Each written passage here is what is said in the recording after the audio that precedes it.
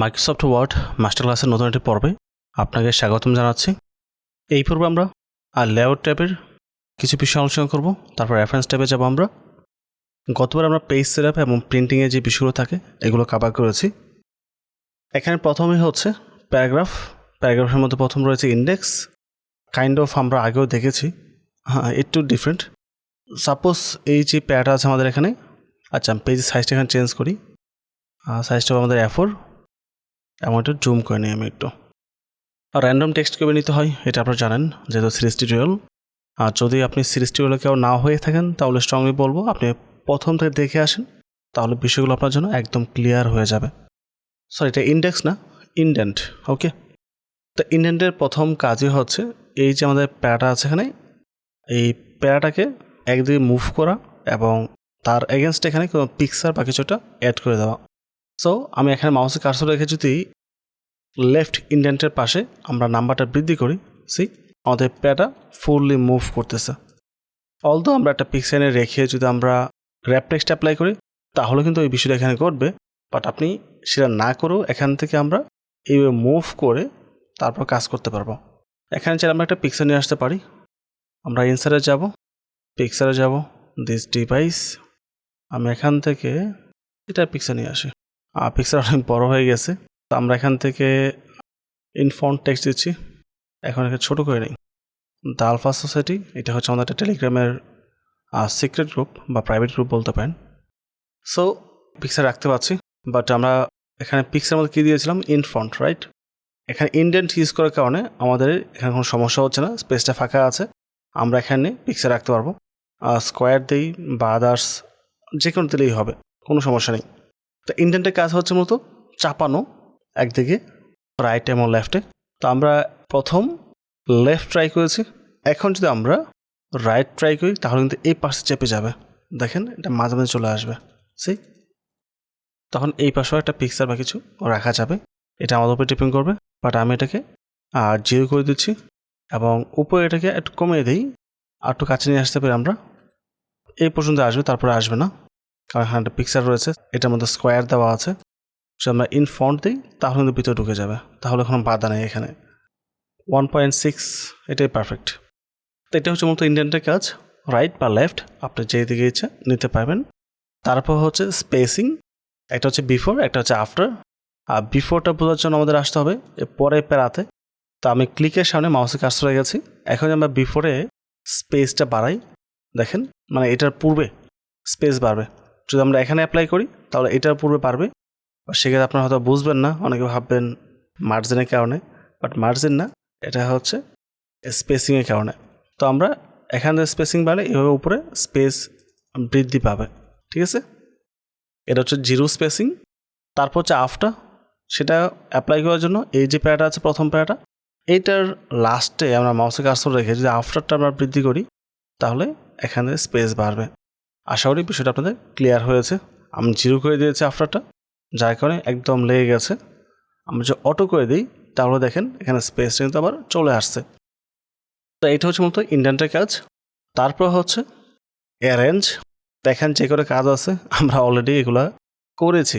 আমি পজিশনে ক্লিক করে যদি আমরা পিকচারটা পজিশন করতে চাই তাহলে এভাবে পজিশন করতে পারবো। তারপর আমরা এটা ইন্ডেন্টটা ঠিক করে নিই, আমরা এটা 0 করে দিই। এখন আমরা যদি নর্মালি এটা এইভাবে ড্র্যাগ অ্যান্ড ড্রপ করে কোথাও রাখি, ডানে বামে সরে যেতে পারে। আমরা পজিশনে গিয়ে যদি এইভাবে সিলেক্ট করে দিই তাহলে এটা একদম ফিক্সড ওই জায়গাতে গিয়েই এটা বসবে। এটা কাজ এতটুকুই, তার চেয়ে বেশি কিছু না। ইভেন আমরা এটা আগেও দেখেছি। র্যাপ টেক্সট নতুনভাবে বলা কিছুই নেই, এটা আপনারা সবাই জানেন। ব্রিং ফরওয়ার্ড, সেন্ড ব্যাকওয়ার্ড, এটাও আমরা জানি। লাইক আমরা যদি 2টা পিকচার রাখি, একটা এখানে রয়েছে, বা একটা পিকচার নিয়ে আসি, আর এটা দেখানোর জন্য আমরা কী করব, এটা অ্যাপ্লাই করে দিই। টেক্সট উপরে থাকবে, নিচে থাকবে। তো আমরা ইনসার্টে যাব, পিকচারে যাব, আমরা অনলাইন থেকে কিছু নিয়ে আসে, অনলাইন পিকচার। এখান থেকে আমরা নিচ্ছি পাখির একটা পিকচার নিয়ে, আমরা টিয়া পাখিটা সুন্দর লাগছে, প্যারট। এটা স্পেস নিয়েছে অনেক বেশি, কারণ পিক্সেল কোয়ালিটি অনেক হাই। তো আমরা এখান থেকে কী করবো, এটাকে স্কোয়ার করে দিই। আপাতত স্কোয়ার করে দিয়ে এটা আমরা ছোটো করি কিছুটা, ঠিক আছে? ছোটো করে 2টা পিক্সেল আমরা পাশাপাশি রাখি। সো পাশাপাশি রাখাতে কী হয়েছে, আমাদের নিচে যে পিকচারটা আছে এটা কিন্তু দেখে গেছে। এখন আপনি চাচ্ছেন এটা উপরে নিয়ে আসার জন্য নিচেরটাকে, তাহলে আমাকে কী করতে হবে, ব্রিং ফরওয়ার্ডে ক্লিক করতে হবে। দেখেন আমরা আছি কিন্তু পিকচার ফরম্যাটের মধ্যে, যদিও আমরা লেআউটের মধ্যে সেম জিনিসটা পাচ্ছি। তো ব্রিং ফরওয়ার্ডে ক্লিক করলে এর উপরে আসবে, আবার সেন্ড ব্যাকওয়ার্ডে ক্লিক করলে এটা নিচে চলে যাবে। তাই হচ্ছে মতো বিষয়। তারপর সিলেকশন প্যানেল, এই পিকচারগুলো যেগুলো আছে এগুলো আমরা হাইট বা ভিজিবল রাখবো, এগুলো করে দেখতে পারবো প্রয়োজন মতো। অ্যালাইনমেন্ট, এই পিকচারকে সঠিক জায়গাতে রাখা আর কি, আর কিছুই না, যেটা আমরা পজিশন থেকে করতেছি। আর এখান থেকে আপনি যেখানে রাখছেন ওখান থেকে একটা প্রপার পজিশন নিয়ে রাখা আর কি, যেন উপর নিচে ডানে বামে বেশি না হয় আর কি। তারপর হচ্ছে গ্রুপ, দুইটা একসাথে সিলেক্ট করতে হবে। তারপর আমরা গ্রুপে ক্লিক করব, গ্রুপে ক্লিক করছি। এখন আমরা মুভ করে দুইটা একসাথে মুভ হবে, ঠিক আছে? এটা কারণ আমরা এটা গ্রুপ করে ফেলছে। এবং এখান থেকে যদি আমরা স্কোয়ার দিই তাহলে এই যে দেখেন টেক্সট আমাদের এরিয়ার বাইরে থাকতে পারবে। আর রোটেট না বোঝা কিছু নেই, এটা ঘুরিয়ে ফেলা। সো আই হোপ এই বিষয়গুলো আপনাদের ক্লিয়ার হয়েছে। এখানে আর না বোঝা কিছু নেই, খুবই সিম্পল কিছু বিষয় এখানে ছিল। তো এই বেসিক বিষয়গুলো আমাদের ক্লিয়ার হয়েছে। তারপর আমরা যাব রেফারেন্স ট্যাবে। যদি এগুলো এতটা বেশি ব্যবহার করা হয় না, তারপর কিছু বিষয় দেখিয়ে রাখি যেগুলো আপনাদের কাজে আসতে পারে। বিশেষ করে প্রথম যেটা আছে এটা লাগতে পারে। এটার কাজ হচ্ছে সূচিপত্র তৈরি করা, টেবিল অফ কন্টেন্ট। আমরা যে সকল বই পড়ি প্রতিটা বইয়ের মধ্যে একটা সূচিপত্র থাকে। তো ওখানে আমাদের বুকসের যেই মেইন চ্যাপ্টারগুলো থাকে, চ্যাপ্টার উল্লেখ করা থাকে, ইভেন সাব চ্যাপ্টার থাকতে পারে অনেক সময়, ওইটা উল্লেখ করা থাকে, এবং কোনটা কত নাম্বার পেজে আছে সেটা উল্লেখ করা থাকে। এখন আপনার কি মনে হয় এগুলো ম্যানুয়ালি দেখে দেখে সে টাইপ করে? বিষয়টা মোটেও তা না। তারা এই টেবিল অফ কন্টেন্টের মাধ্যমে খুব সহজে একটা বইকে চ্যাপ্টার ওয়াইজ ভাগ করতে পারে। সেটা দেখার জন্য আমাদের একটা পারফেক্ট বই প্রয়োজন ছিল, আর যদিও সেটা আমাদের কাছে নেই। তাই আমরা যেটা করব, আমরা কিছু হেডার তৈরি করব। লাইক আমাদের টেক্সটগুলো আছে, এখান থেকে আমরা এন্টারতে নিচে চলে যাব, একটা বা দুটা ওয়ার্ড রেখে এটাকে আমরা হেডার হিসেবে রাখছি, ঠিক আছে? এখন আমরা এটা সিলেক্ট করে হেডার করছি। তারপর এখানে এটা হচ্ছে হেডার। তারপর এই পেজে এটুকু হচ্ছে একটা হেডার, 3-4টা নিয়েছে, রাইট? তো আরও চ্যাপ্টার আমাদের প্রয়োজন। এই চ্যাপ্টার থেকে আমরা এটাকে হেডার করছি। প্রতিটা পেজে আমাদের একটা হেডার থাকবে, বা একটা পার্টিকুলার চ্যাপ্টার যখন শুরু হয় চ্যাপ্টার নাম উল্লেখ করা থাকে, একটা চ্যাপ্টারের মধ্যে আরও কিছু উল্লেখ করা থাকবে, রাইট? তো এখন আপনাকে তো সেটা করতে হবে না, আমি জাস্ট আপনাদের দেখানোর জন্য কিছু হেডারভাবে করে নিয়েছি। বা এটা বুকস টাইপ করার সময় আপনাকে ডেফিনেটলি এইভাবে ভাগ ভাগ করে টাইপ করতেই হবে। এখন আমরা চ্যাপ্টার করব। চ্যাপ্টার করার জন্য আমাদের প্রথম একটা ব্ল্যাঙ্ক পেজ নিচ্ছি। এখন ব্ল্যাঙ্ক পেজটা নেওয়ার পর আপনি যেহেতু চ্যাপ্টারগুলো অ্যাড করবেন, এখানে চ্যাপ্টার ওয়াইজ করে নিয়ে আসবেন। আমরা প্রথম কী করেছি, বেশ কিছু চ্যাপ্টার নিয়েছি। এখন শুধু যদি এই মেইন চ্যাপ্টারগুলো ধরে আপনি একটা বইয়ের সূচিপত্র তৈরি করতে চান, তাহলে বিষয়টা খুবই সহজ, জাস্ট একটা ক্লিকে চলে আসবে। আর যদি বিষয়টা এরকম হয়, মানে একটা চ্যাপ্টারের আন্ডারে আরও কিছু সাব চ্যাপ্টার আসবে, যেমন থাকে না, চ্যাপ্টার 1 হচ্ছে XYZ, চ্যাপ্টার 1-এর মধ্যে আবার 1.1 হচ্ছে X, 1.2 হচ্ছে Y, 1.3 হচ্ছে Z। তো এই ধরনের যদি সাব চ্যাপ্টার থাকে তাহলে আমাদেরকে এই অ্যাড টেক্সটে ব্যবহার করতে হয় লেভেল 1, লেভেল 2 এবং লেভেল 3-র জন্য। বাট যদি না থাকে তাহলে আমরা জাস্ট টেবিল অফ কনটেক্সটে আসবো। তারপর এখান থেকে যেটা আমাদের ভালো লাগে ওইটাতে ক্লিক করলে সরাসরি অ্যাপ্লাই হয়ে যাবে, ঠিক আছে? সো আমাদের এই যে লেখা আছে এটা আমরা চেঞ্জ করতে পারি, এটা কোনো বিষয় না। এবং আমরা উপরে বক্স দিয়েও নানানভাবে নানান কিছু লিখতে পারবো এখানে আমরা, তাতে কোনো সমস্যা নেই। বাট এখানে দেখেন video page 2, click insert page 2, to change the way page 3।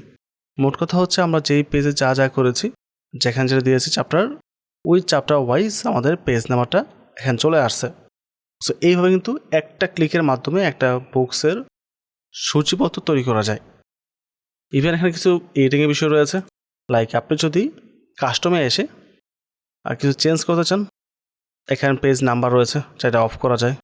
এবং এই যে মাঝখানে দাগগুলো রয়েছে, ডট ডটগুলো রয়েছে, এটা বাদ দিয়ে যদি আপনি চান না এটা পাশাপাশি চলে আসবে পেজ নাম্বার, এত স্পেস আমি দিব না, তাহলে রাইট অ্যালাইন পেজ নাম্বার এটা অফ করে দিয়ে দেখেন এটা সরাসরি চেপে যাবে।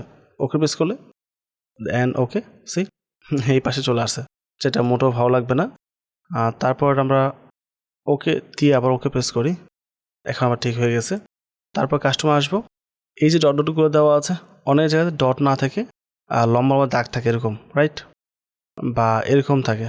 তো আপনার যেটা ভালো লাগে ওটা রেখে ওকে প্রেস করবেন, অ্যাগেন ইয়েসে ক্লিক করব, ওইভাবে সূচিপত্র ডিজাইন করা হবে।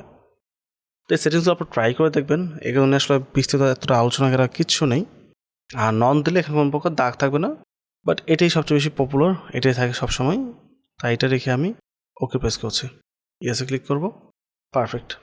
এখন আপনি এই সূচিপত্রের মধ্যে নতুন কিছু অ্যাড করবেন, মানে এই যে চ্যাপ্টারগুলো আছে আপনি অ্যাড করেছেন, আপনার আরও কিছু ইনফরমেশন আসছে, এখন আপনি পুনরায় চাচ্ছেন আরও কিছু চ্যাপ্টার অ্যাড করার জন্য।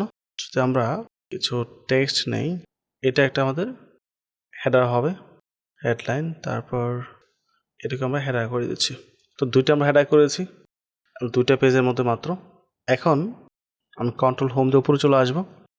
নতুনটা অ্যাড করতে চাইলে কী করবো আমরা, নতুনটা অ্যাড করার জন্য রেফারেন্সে আসবো, আপডেট টেবিলে ক্লিক করতে হবে, বা এখানেও লেখা আছে আপডেট পেজ নাম্বার অনলি, এটা দিলে হবে না, তাহলে পেজ নাম্বারটা আমাদের শুধু চেঞ্জ হবে যেগুলো এখানে এক্সিস্ট করতেছে, বাট আমাদের পেজ নাম্বার না, আমাদের ইন্টার টেবিল আপডেট করতে হবে, নতুন কিছু ইনফরমেশন এখানে যুক্ত করতে হবে। তা আপডেট ইন্টার টেবিল দিয়ে আমরা ওকে প্রেস করব। এখানে পিকচার ফিটস এবং ভিডিও প্রোভাইডস দুটো যুক্ত হয়েছে। তো এইভাবে আপনি একটা বুকসের খুব সহজেই সূচিপত্র তৈরি করতে পারবেন। তো আমার টেবিল অফ কন্টেক্সট দেখেছি, আর আমার এখানে মাল্টিপল চ্যাপ্টার নেই। আপনার মাল্টিপল চ্যাপ্টার থাকলে আপনার লেভেল 1, লেভেল 2, লেভেল 3 দিয়ে ভাগ করতে পারেন। এখানে দেখতে পাচ্ছেন প্রতিটা টেক্সট মেইন চ্যাপ্টার হিসেবে এখানে আসছে। যদি একটা আন্ডার একটা চ্যাপ্টার থাকতো তাহলে প্রথমটা আমরা সিলেক্ট করতাম, এখান থেকে সিলেক্ট করে দিতাম আমরা এটা লেভেল 1, এবং এটা যদি আমাদের মেইন চ্যাপ্টারের আন্ডারে একটা সাব চ্যাপ্টার থাকতো তাহলে আমরা দিতাম লেভেল 2, তারপর এটা যদি আমাদের চ্যাপ্টার 3 হতো দিতাম আমরা লেভেল 3। এইভাবে দিয়ে যদি আমরা করি তাহলে দেখা যাবে কি হবে, এই ভিডিও আন্ডারেই এই দুটা চলে আসবে। বাট আমরা যেহেতু রিয়েল কোনো বুকস দিয়ে করতেছি না, এখানে 1.1 বা 1.2 এবার লেখা উল্লেখ করা নেই, তাই সেটা আসবে না। এটা লেখা উল্লেখ করা থাকলে তাহলে সেটা কাজ করবে। তারপর হচ্ছে ইনসার্ট ফুটনোট। এটা অনেক সময় দেখা যায় কিছু বুকসের ক্ষেত্রে পেজের নিচের দিকে কিছু ফুটনোট থাকে। ফর এক্সাম্পল আমাদের এই যে বুকসটা আছে এটার নিচে যে কোনো ফুটনোট ইউজ করতে চান তাহলে আপনি এটা ইউজ করতে পারেন। সাপোজ এই পার্টিকুলার ওয়ার্ড এটার মিনিংটা ডিফারেন্ট থাকতে পারে, পাবলিক হয়তো পড়ে ভুল বুঝতে পারে, যেন ভুল না বুঝে তার জন্য আপনি ফুটনোট দেবেন। সেই সকল ক্ষেত্রে আপনি এটা ইউজ করতে পারেন। লাইক আমরা যদি এখান থেকে এই পাওয়ারফুলটাকেই ফুটনোট দিই তাহলে ইনসার্ট ফুটনোটে ক্লিক করতে হবে। ক্লিক করলে দেখেন এখানে একটা অপশন চলে আসবে 1, তো আমরা কিছু টাইপ করতে পারি, এখানে যাই টাইপ করে চলে আসবে। তারপর সাপোজ এই চ্যাপ্টারের মধ্যে এটুকু একটা ফুটনোট দেবেন আপনি, ইনসার্ট ফুটনোট। তো এখানে আবার আমরা এটার সম্পর্কে কিছু লিখে দিতে পারেন, তাহলে পাবলিক বুঝতে পারবে হ্যাঁ এখানে একটা ফুটনোট রয়েছে।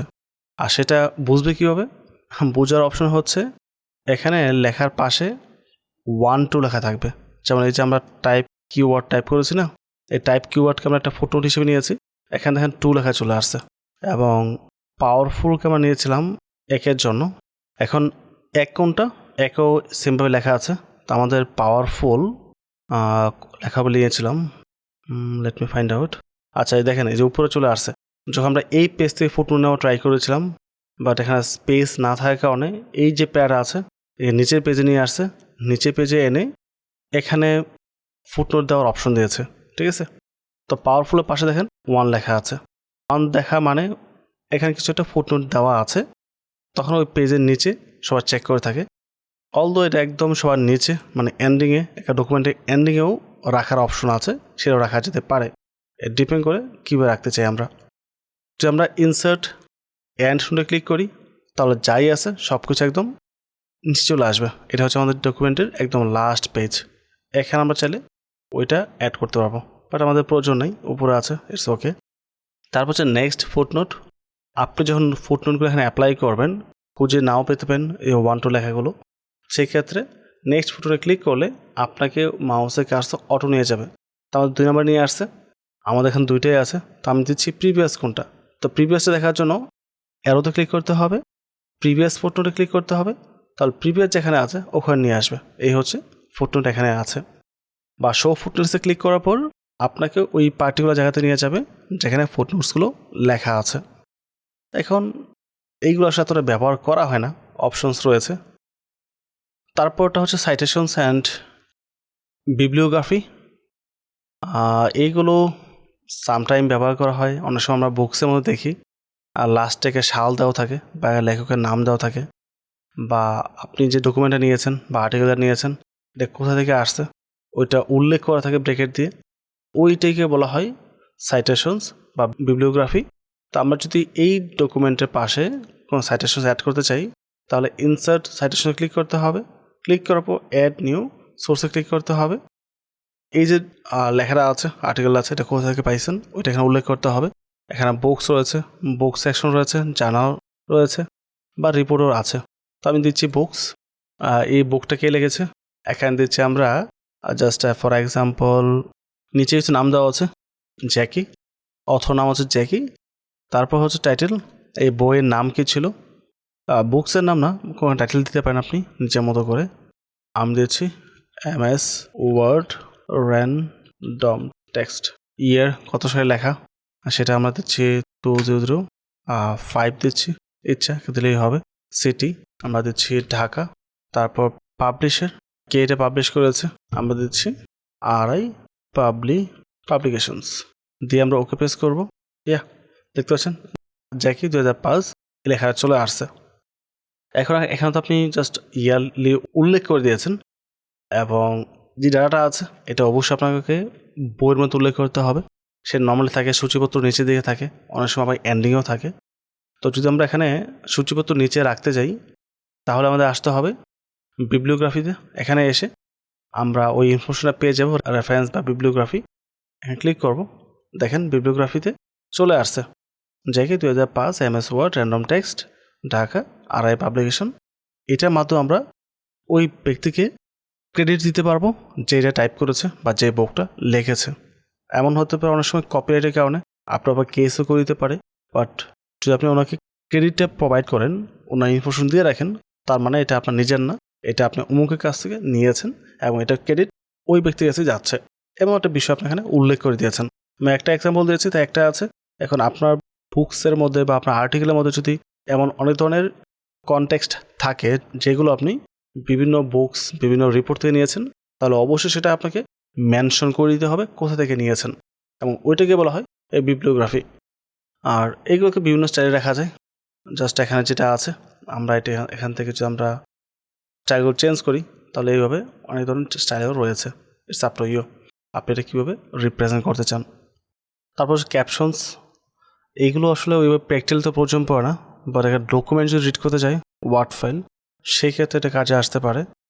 বা এক একটা বইয়ের মধ্যে অনেক ধরনের বিষয় উল্লেখ করা থাকে, লাইক এই যে পিকচারটা এখানে রয়েছে, সাপোজ এই পিকচার উপর একটা ক্যাপশন আমরা টাইপ করব, এবং এই বুকসের মধ্যে অনেকগুলো পিকচার রয়েছে, এক এক পিকচারে এক এক ধরনের ক্যাপশন থাকবে যেটা আপনার লিস্ট করা লাগবে বা চ্যাপ্টার ওয়াইজ পেজ নামা উল্লেখ করে দিতে হবে, সেই সকল ক্ষেত্রে এগুলো ব্যবহার করা হয়। তাই ইনসার্ট ক্যাপশনসে আমরা ক্লিক করবো। আমরা ক্লিক করার পর এখানে বলছে ফিগার 1, মানে আমাদের যে এখানে ফিগারটা আছে ওটা পিকচার এখানে কোনো অপশনস নেই, আপনি চাইলে পিকচার এখানে উল্লেখ করতে পারেন।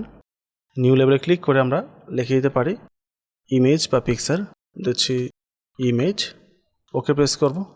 তো এখানে ইমেজ চলে আসছে।